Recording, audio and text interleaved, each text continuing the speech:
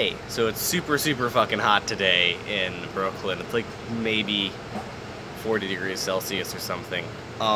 Anyway, so I wanted to talk for a minute before I die of heat frustration. Of course, as I talk, I'm drinking real hot fucking tea.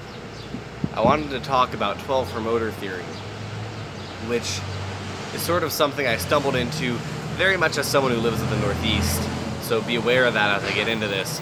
But basically, the 12 promoter theory is that if you can choose, it comes up from a few core tenets. First of all, it comes from the core tenet that a label's going to care more about a band who does regional touring rather than they're going to care about a band who tours the country but doesn't tour the country effectively. Furthermore, it's based on the idea that you want to have relatively high morale for your band as often as possible, and you can maintain that by playing good shows. Obviously, a long nationwide tour where no one comes out is going to hurt band morale. Okay, those are our jumping off points. Now, with that in mind, let's get talking. I personally believe with the 12 promoter theory, here's how it works. I live in New York, okay? I choose 12 markets around me, and I want within a 4 to 6 hour drive. I want to hit those markets at least once every 3 months. So for me, the markets are going to be stuff like Boston, Philly, Providence, Baltimore, DC, maybe Pittsburgh, I don't fucking know. Hudson, like the upstate New York scene is really strong. Somewhere in Connecticut, maybe in Stanford. Shit like that, right? You dig, you do a little bit of tweaking, searching, you find the markets that are relatively near to you. Then, this is where it gets interesting. Obviously, it's hard to book tours all the time. What I always encourage bands to do is to do little weekend runs, right? So maybe I'm going to go up and I'm going to do Providence and Boston in the weekend, and then take the Sunday to drive home. And if you do that again and again and again in your market, you're going to start growing. The best way to do this, I've found, is to flip it off every other weekend. So one weekend I go out and I do Providence and Boston, and the next weekend I go down and I do Baltimore and Philly, right? And then I drive home on the Sunday.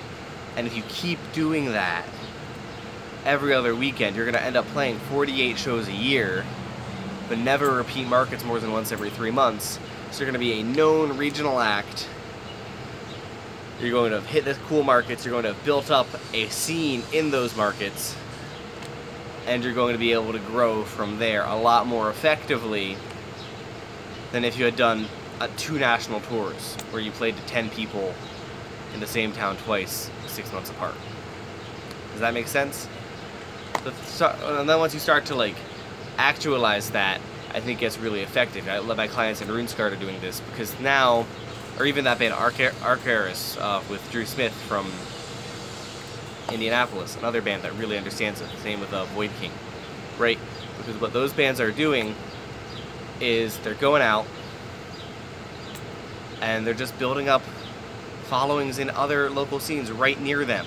So it's almost like playing a local show when they go to the next town over.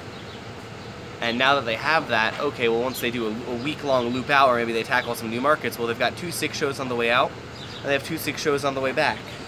So it works, right? So you know that you're gonna have some money shows on either end to kind of bookend it and make it interesting. And that's where you start to effectively tackle and build something more effective. It creates a sense of exclusivity around your region. So it's like, oh, they're getting, if you're an East Coast band, you finally get to the West Coast, there's been this hype building up around you. And it just gets you stronger connections who are going to want to work with you more. It's going to make agents more interested, because agents are more interested in a band who can draw 50 to 100 people at home than they are in a band who's done nothing around the US a few times. Again, just a thought. It's going to be a bit of a journey, I think, for any band trying to get this set up, but if you can identify the core markets where you're going to do best, you're going to find some very real, very effective, long-term success.